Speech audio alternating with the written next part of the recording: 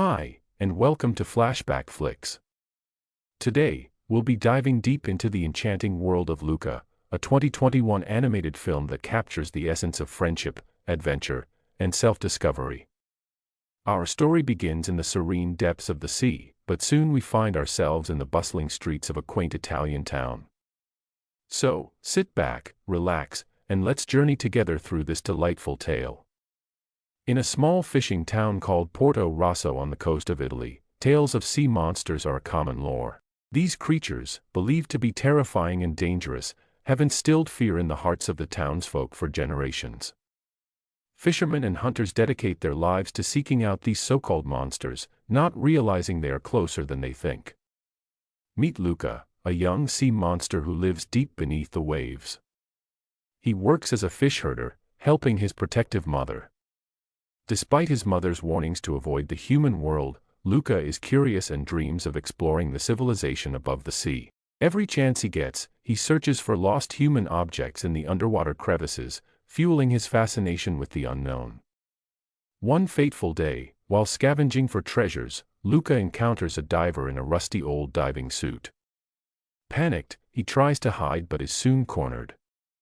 To his surprise and relief, the diver is not human but another sea monster named Alberto. After revealing his true identity, Alberto invites Luca to follow him to the surface, setting the stage for an adventure that will change their lives forever. On reaching a nearby island, Luca is astonished to see Alberto transform into a human as he steps out of the water. With a mixture of fear and excitement, Luca follows suit, experiencing life on land for the first time. Though initially overwhelmed, with Alberto's guidance, he learns to walk and embrace the wonders of the human world. Alberto, who lives alone on the island while his father is away, introduces Luca to various human objects, sparking a newfound sense of freedom and curiosity. Among the fascinating items, a pamphlet for a Vespa scooter captures their imagination. Dreaming of owning one, the boys decide to build their own makeshift scooter from discarded materials found in the ocean. After hours of work, they finally manage to assemble a beautiful work of art. However, Luca ends up staying on the surface for too long and has to run to get home. His mother starts a fight, asking where he's been, but his grandmother tries to defend him by saying she sent him to get some sea cucumbers for her. The next morning, the boys meet again and decide to test their scooter. Their first attempt ends in a spectacular crash, but this only strengthens their bond and determination. As they spend more time on land, perfecting their scooter and learning about human life, Luca's absences from home become more frequent. His mother grows suspicious and worried, prompting her to consider drastic measures to keep him safe. Discovering her son's trips to the surface, Luca's mother plans to send him to live in the deep abyss with his odd uncle, a place far away from the human world. Desperate to avoid this fate, Luca confides in Alberto, and together they hatch a plan to escape to Porto Rosso. Upon arriving in the picturesque town, the boys are immediately captivated by the vibrant life around them. However, their presence does not go unnoticed. An encounter with Ercole, the local bully and five-time champion of the Porto Rosso Cup, nearly exposes their true identities. Thankfully, they are saved by a spirited girl named Giulia, who becomes an unexpected ally. Giulia dreams of winning the Porto Rosso Cup, a triathlon involving swimming, pasta eating, and cycling. She agrees to team up with Luca and Alberto, hoping their combined efforts will finally dethrone Ercole. To avoid revealing their sea monster forms, the boys cleverly assign Giulia to the swimming portion while they take on the other challenges. As they train for the competition, Giulia invites the boys to stay at her home, where they meet her father, Massimo, a burly fisherman with a deep-seated hatred for sea monsters. While having dinner, Giulia tells her father that they have formed a team and asks for money to register. However, Massimo says that he has not been catching many fish lately and therefore will not be able to help them. However, since they know everything about the marine life in the region, Alberto and Luca offer to help with the fishing. The next morning, Luca and Alberto help Massimo with his fishing, using their knowledge of the sea to bring in an impressive catch. After fishing, Luca, Alberto, and Giulia run to the cup registration desk. Together, they apply. With this step completed, the trio starts to practice their task. Meanwhile, Luca's parents arrive in Porto Rosso, determined to find their son.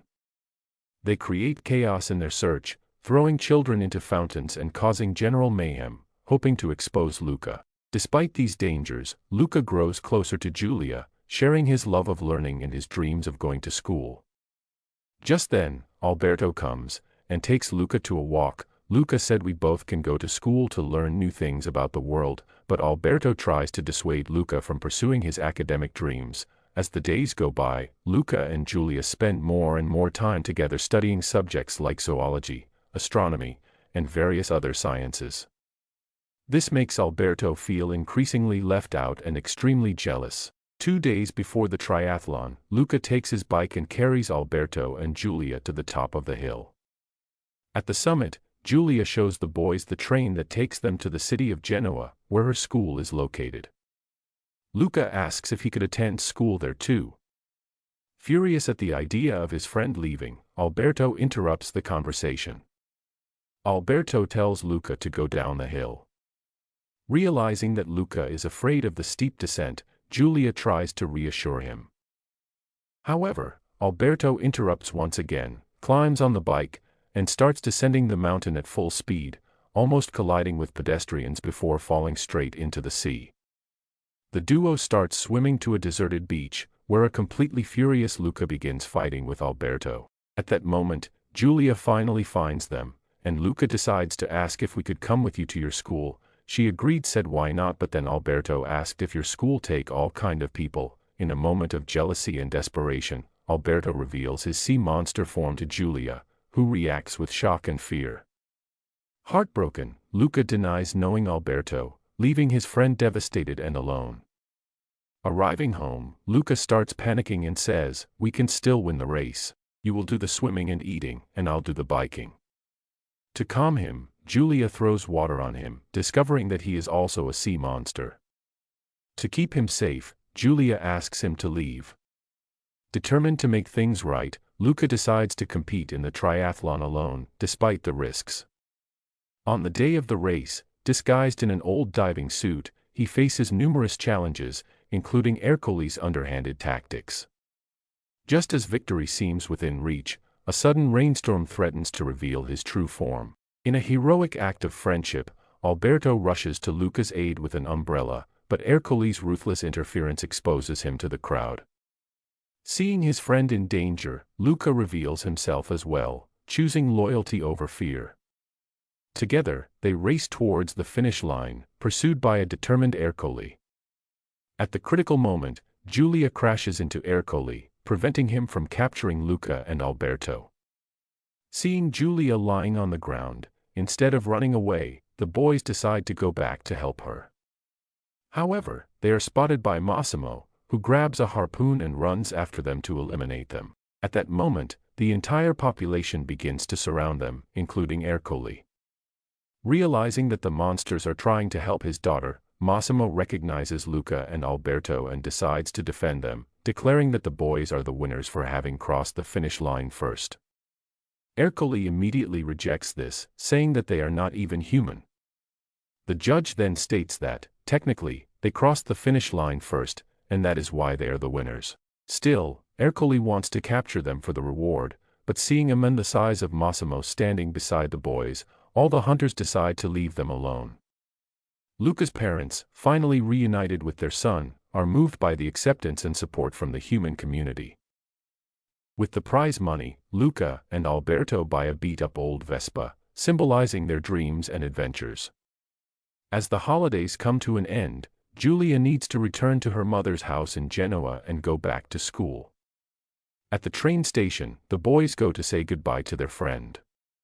After Giulia gets on the train, however, Alberto makes a selfless decision, selling the Vespa to buy a train ticket for Luca, allowing him to join Giulia at school in Genoa. The farewell at the train station is emotional, filled with promises to stay in touch and the hope of future reunions. As Luca embarks on his new journey, he looks back at the friends and family who have shaped his life, ready to embrace the wonders of the human world and the endless possibilities it holds. Luca is a heartwarming tale that beautifully captures the spirit of friendship, the courage to be oneself, and the magic of discovering new horizons. What did you think of this movie? Leave your thoughts in the comments below. And if you enjoyed this recap, don't forget to like and subscribe for more enchanting movie recaps. See you next time.